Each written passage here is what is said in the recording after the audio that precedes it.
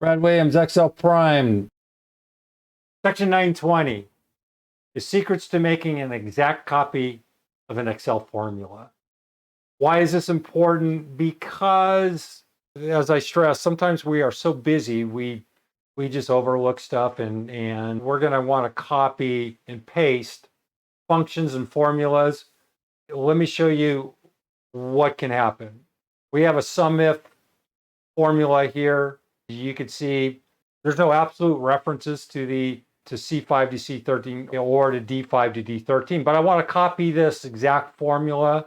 I'll show you what happens if I copy this. Copy, and I just want to bring it down here.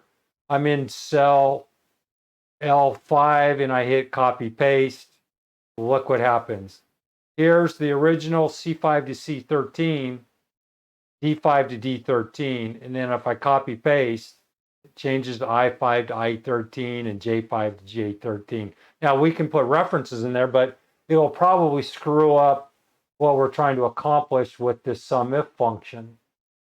What we can do is go back to F5 and then highlight the entire cell. Hit F2, copy, hit escape. You have to hit escape. Go over to L5, paste. And here you have C5, C13, to D5 to D13, the exact same formula. Why does that work? Because the F2 takes you into the actual formula. Edit, you go into edit. You remember in the past I said if you hit F2, down here at the bottom of your worksheet, you see edit. So now you're in edit mode. You can edit this information. And one of the features is you can capture that information by highlighting copy paste. Now here was something I just noticed. Now to get out of that, just hit escape. And I went copy, hit paste. Now without hitting F2, I did this earlier. Copy. As soon as I highlighted this information, it went into edit mode. I didn't hit F2.